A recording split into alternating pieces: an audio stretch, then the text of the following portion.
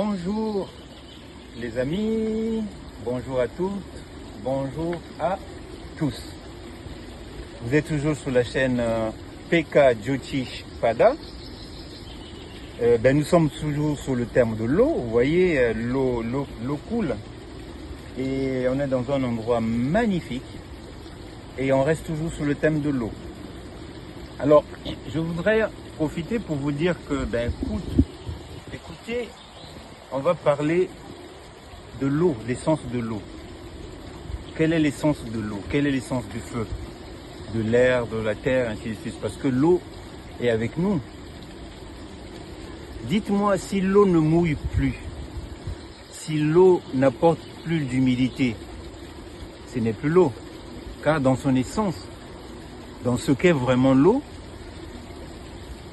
c'est de couler, c'est de rendre la chose humide, fluide, relier les choses, n'est-ce pas? Et là, la lune aujourd'hui, elle est en moula.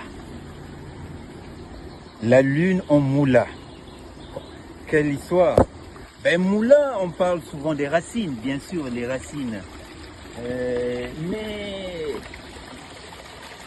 Alors, je vais vous amener dans un détour. C'est un détour que je fais, mais on reste quand même dans le thème de moula. Vous savez, Benjamin Franklin disait que la vérité, elle tient debout, toute seule. Pas besoin d'artifice. Moula, c'est les racines. Ok. Alors, pour rester cohérent avec nous-mêmes, on a notre ligne de basse. On va vers quelque chose qui est en rapport avec la transformation. C'est toujours la transformation. Transformé par les racines. Moula, notre carnet de vol, notre carnet de route, si vous voulez, nous parle des racines. Mais les racines de quoi? De qui? Vous savez, quand on parle des racines, on parle sur quoi on doit s'appuyer.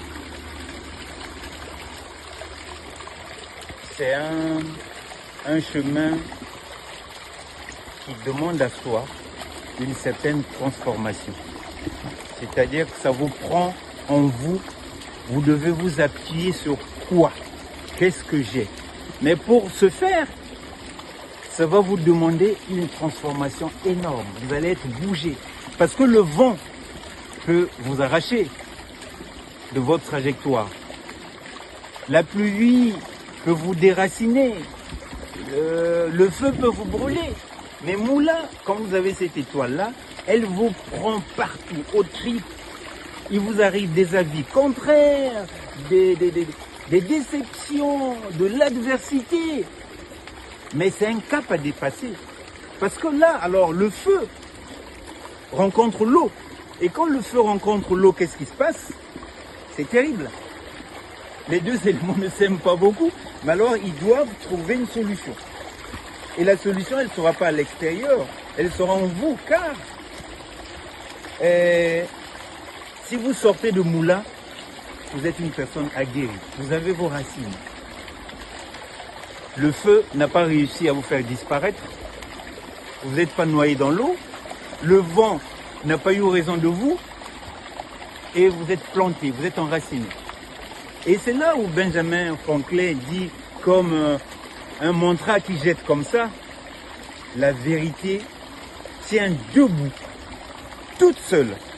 Pas besoin d'artifice parce qu'on est dans sa droiture.